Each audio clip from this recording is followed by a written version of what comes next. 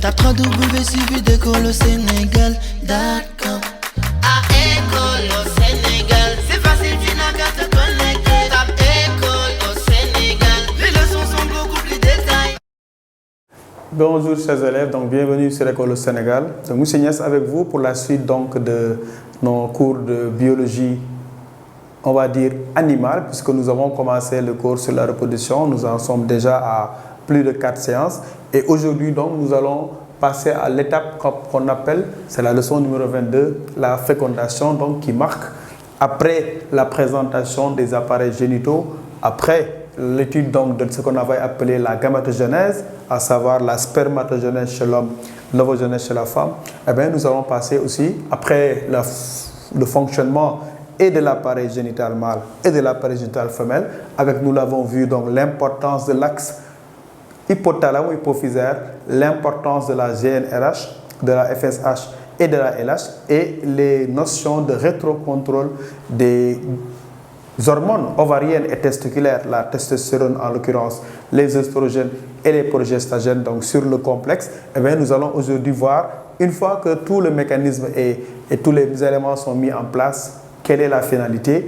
Eh bien, la finalité, c'est de la rencontre du produit final chez l'homme, qu'on appelle spermatozoïde, et du produit final chez la femme, un ovocyte 2 bloqué en métaphase 2, c'est-à-dire la rencontre entre ces deux. Alors, pour aujourd'hui, donc, je vous propose d'abord de commencer par les étapes de la fécondation. Nous allons en voir deux principalement. L'activation suite à la pénétration, et puis la pénétration du spermatozoïde, et puis la karyogamie qui correspond à la rencontre et à la fusion donc des pronucléus mâles et des pronucléus femelles. Mais nous allons voir que pour que la fécondation ait lieu dans les règles, il y a un certain nombre de conditions. Nous allons expliciter ces conditions. Et enfin, nous allons terminer par les problèmes liés à la fécondation. Nous allons voir que la fécondation ne se déroule pas toujours comme prévu. Il y a entre autres des causes qu'on qualifie globalement de stérilité. Et nous verrons au passage que certaines de ces causes sont quand même aujourd'hui faciles à régler par le corps biomédical. Donc, sans plus tarder, nous allons passer à la première partie, c'est-à-dire les étapes de la fécondation. Donc, avant d'en arriver à ces deux schémas qui vont nous permettre d'illustrer donc ce que nous sommes en train de faire, nous allons d'abord voir le plan détaillé de cette partie, avec d'abord une première étape qui correspond donc à l'activation. Cette activation fait suite donc à la pénétration du gamète mâle et le réveil qu'on qualifiera de physiologique qui concerne donc le gamète femelle. Et enfin, nous parlerons de la karyogamie. Donc, donc la fécondation, comme j'ai dit, est un processus important qui, chez la femme, est interne. Donc, il faut remarquer que la fécondation, elle est interne, puisque le gamète femelle que j'ai dessiné ici, un ovocyte 2 bloqué en métaphase 2, n'a pas encore terminé sa deuxième division de méiose. Vous voyez ici, le noyau indique très bien qu'on est en prophase, précisément on est en métaphase 2. Alors, donc, chez la femme, comme je dis, le processus qu'on appelle fécondation est interne. On précise cela parce que la fécondation n'est pas interne chez tous les vertébrés notamment. Donc, si vous connaissez par exemple la grenouille, chez la grenouille, eh bien, la fécondation, elle est externe, puisque la femelle libère donc ses ovocytes et le mâle vient les féconder. C'est la même chose chez les poissons. Donc chez les poissons, la fécondation est également externe. Elle se déroule dans l'eau et c'est un mélange donc presque chimique ou biochimique qui a lieu dans l'eau avec donc une fécondation externe, une formation donc d'œufs qui vont évoluer. Donc chez la femme, comme je l'ai dit, la fécondation est un phénomène interne et se déroule dans une zone de l'oviduc, donc qu'on appelle l'ampoule, donc située évidemment dans le tiers supérieur, comme vous l'avez déjà dit, après l'ovulation, là où se place le gamète femelle, comme nous voyons là, avant donc la fécondation, c'est-à-dire avant l'entrée du gamète mâle. Alors, rappelez également que cette fécondation va permettre donc le retour à la diploïdie. On a produit un gamète grâce à la méiose, notamment haploïde, un gamète mâle haploïde, un gamète femelle haploïde. Donc la rencontre de ces deux va permettre d'avoir, n'est-ce pas, une cellule œuf qu'on appelle également zygote qui est diploïde. Donc avant la fécondation, après un parcours donc, que nous rappellerons, parce que avant d'en arriver ici, le gamète mâle effectue un long parcours. Donc c'est ce long parcours qu'on appelle la migration du gamète mâle. Et cette migration donc démarre évidemment depuis le tube séminifère. Cette migration se poursuit ensuite par ce qu'on appelle, n'est-ce pas, l'épididyme, après un passage par le réseau de Haller. Et après l'épididyme, donc le spermatozoïde, les spermatozoïdes donc produits en grand nombre s'engagent dans ce qu'on appelle le spermiduc ou canal déférent. Importante chose, c'est durant ce passage que le spermatozoïde est enduit de ce qu'on appelle, est protégé en tout cas de ce qu'on appelle un enduit protéique qui recouvre le spermatozoïde. Cet enduit aura son importance plus tard parce que si cet enduit n'est pas là, le gamète mâle ne sera pas capable de féconder.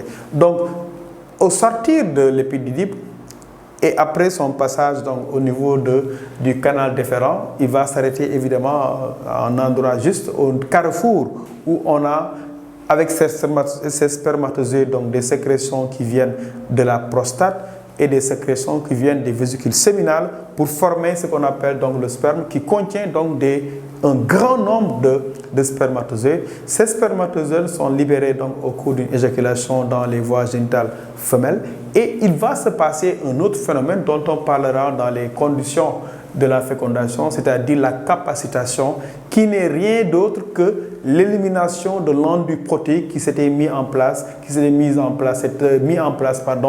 dans le transport, dans la migration donc qui a lieu dans les voies génitales mâles. Autre chose importante, les obstacles qui se dressent pour le spermatozoïde. En réalité, il y a une sélection sévère avant que le spermatozoïde n'arrive à destination. La destination, évidemment, c'est ce gamète femelle-là qui est dans les voies interne, donc qui est au niveau de l'ampoule, donc précisément au niveau du tiers supérieur de ce qu'on appelle les trompes de Fallope ou oviduc. Alors, après leur dépôt, donc comme je dis, le premier obstacle qu'il doit franchir, c'est l'acidité du milieu vaginal qui va éliminer un grand nombre de spermatozoïdes. Les survivants, si j'ose les appeler comme ça, poursuivent leur chemin. Comment ils sont guidés? Eh bien, tenez-vous bien, le gamète femelle que vous voyez ici sécrète des substances chimiques qui attirent et qui guident les spermatozoïdes. C'est ce qu'on appelle en science le chimiotactisme. Le chimiotactisme qui existe également chez les plantes notamment. Donc, grâce à ce chimiotactisme, les spermatozoïdes vont s'engager donc vers le col de l'utérus, le traverser. Et là aussi se dresse un deuxième obstacle. Ce deuxième obstacle, c'est la glaire cervicale. On a vu la dernière fois que la glaire cervicale n'est possible pour les spermatozoïdes à traverser qu'autour du 14e jour. Donc, en dehors du 14e jour, la glaire cervicale forme une barrière infranchissable pour les gamètes mâles. Donc, quand elle devient plus lâche, cette glaire cervicale, cela n'empêche que tous les spermatozoïdes ne parviennent pas à franchir. Donc, c'est un obstacle qui va retenir les spermatozoïdes trop lourds, par exemple déformés avec 2 têtes ou bien 2 flagelles. En tout cas, seuls les spermatozoïdes, vous voyez la sélection ici, elle est très sévère, seuls à la limite 1%, dit-on, des spermatozoïdes libérés au départ arrivent effectivement ici et vont se retrouver donc autour de ce qu'on appelle l'ovocyte 2. Alors, si on dessine ici, on se rend compte qu'un grand nombre arrive ici. Je vais en prendre juste un pour faire simple. Et la chromosome, ici, donc un noyau dense, et donc un spermatome. Alors, plusieurs arrivent, et un seul va finalement pénétrer dans l'ovocyte. Donc, c'est cette pénétration ici qui va permettre de déclencher ce premier phénomène qu'on appelle l'activation. Et là aussi, un autre phénomène qui est assez extraordinaire, c'est que au niveau de la tête du spermatozoïde, on trouve donc des sortes de marqueurs qui sont des glucoprotéines. Ces marqueurs possèdent des récepteurs au niveau de la zone péllucide. Des récepteurs qu'on appelle, n'est-ce pas, ZP3. Alors, ces récepteurs sont complémentaires de façon spécifique. Autrement dit, le gamète mâle qui appartient à l'espèce humaine sera le seul capable de reconnaître ces marqueurs-là. Et c'est cette reconnaissance qui va déclencher un phénomène qu'on appelle la réaction acrosomiale. Vous voyez que cette information-là bat en brèche tout ce qu'on raconte sur une fécondation d'une espèce par une autre. C'est vrai qu'en seconde, vous voyez des cas particuliers comme ce qui se passe entre le cheval et l'ânesse ou bien la jument et l'âne. Mais ce qui est important, et qui donne naissance à des mules ou des mulets comme vous le savez, mais ce qui est important ici à savoir pour les élèves, c'est qu'il y a donc un système de reconnaissance carrément entre le gamète mâle qui porte des glucoprotéines presque indécelables au niveau de sa tête, et ces glucoprotéines présentent une complémentarité structo-formelle avec des récepteurs qui sont au niveau de la zone polycide. Une fois que cette reconnaissance est effective et que donc un gamète femelle, pour être simple, ne pourra être fécondé que par un gamète mâle de l'espèce humaine, eh bien, premier événement, éclatement de l'acrosome.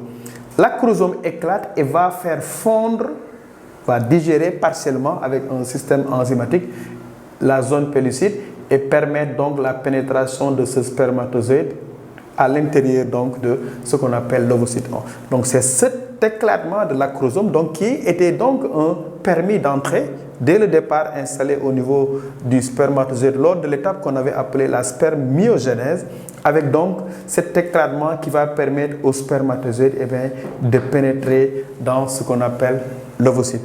Dès qu'il y a pénétration d'un spermatozoïde, donc la pénétration en parenthèse d'un spermatozoïde, c'est ce qu'on appelle la monospermie. Tout se passe pour qu'on ait une monospermie.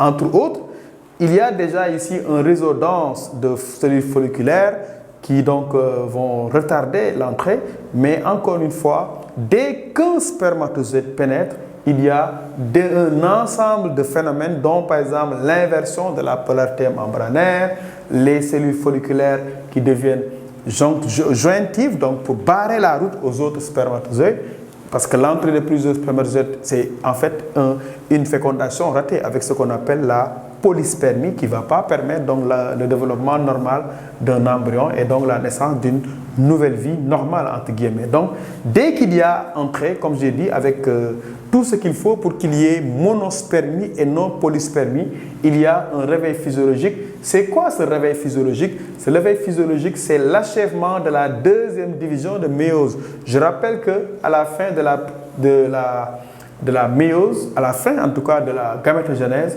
on n'a pas un ovule si on est rigoureux, on a un ovocyte 2 bloqué en métaphase 2.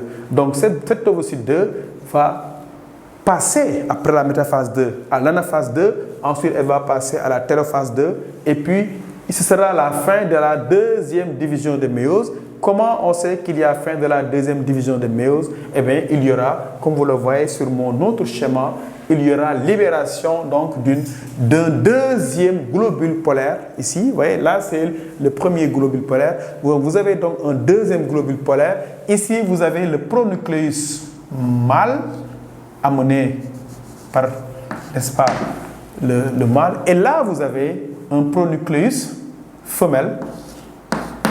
Vous voyez? Donc, dès qu'il y a entrée, achèvement, vous remarquerez entre autres des modifications. Donc, l'apparition de la membrane de fécondation, les cellules folliculaires qui deviennent jointives. Vous voyez, ça, c'est pour empêcher l'entrée de deux spermatozoïdes. Contrairement à ce qu'on peut croire, la naissance de jumeaux n'est pas liée à l'entrée de deux spermatozoïdes. Au contraire, l'entrée de deux spermatozoïdes va aboutir à une fausse couche, en tout cas à une fécondation ratée. Ce qui se passe, on le verra plus tard, c'est que même dans la naissance de jumeaux, de vrais jumeaux, c'est ce phénomène-là qui va se passer. Plus tard, lors de la première division, vous allez voir que les deux cellules obtenues vont se séparer et là, on aura ce qu'on appelle les vrais jumeaux ou bien jumeaux monozygotiques. Donc, pour revenir à la suite de l'histoire, il y a libération d'un deuxième globule polaire qui évidemment est haploïde. Ce noyau-là est haploïde et contient donc les 23 chromosomes de la future mère. L'autre contient les 23 chromosomes du futur père. Voilà ce qui marque après le début d'une nouvelle vie.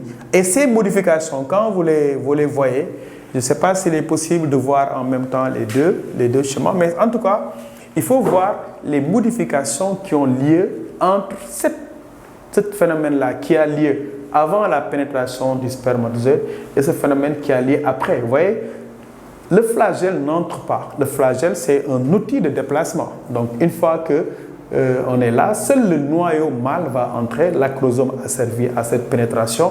Et ce qui se passe passer, si vous comparez les schémas, regardez l'aspect des cellules folliculaires. Les cellules folliculaires là laissent de l'espace à d'éventuelles entrées, mais là, dès qu'il y a pénétration d'un gamète mâle, les cellules folliculaires ferment le passage aux autres. Ça, c'est pour garantir le phénomène qu'on appelle la monospermie. La monospermie. Donc, quel sera le prix à payer? Eh bien, le prix à payer, c'est quoi? C'est qu'il y a donc un grand nombre de spermatozoïdes qui arrivent, mais un seul va servir à la fécondation, ce qui fait 23 plus 23. On a donc un retour à la diploïdie. À partir de cet instant, il y aura fusion. Vous voyez, le réveil physiologique va aboutir à la fusion des gamètes, donc qu'on appelle la karyogamie, ici, la karyogamie. Donc, cette karyogamie va permettre le retour à la diploïdie et l'obtention d'une cellule qu'on appelle cellule œuf ou bien zygote, qui marque donc le début d'une nouvelle vie. Voilà le produit de la fécondation qui permet donc d'avoir un gamète mâle fusionné à un gamète femelle et l'obtention d'une cellule œuf. Le signe majeur, ce que je recommande aux élèves, c'est de regarder le nombre de globules polaires. Chaque fois que vous voyez 2 globules polaires, vous pouvez affirmer qu'il y a une fécondation. Le deuxième globule polaire n'est libéré qu'en cas de fécondation, c'est-à-dire en cas d'arrivée de notre spermatozoïde. Le cas échéant, le gamète femelle va dégénérer sous cette stade et ce qui montre à la femme que ce gamète-là a dégénéré, c'est l'apparition de règles. Si jamais il y a fécondation, pas de phénomène que nous allons voir, dont nous avons parlé dans le cycle de la femme, notamment dans la phase lutéinique, eh bien, nous avons, n'est-ce pas, des règles qui n'apparaissent que s'il y a absence de fécondation.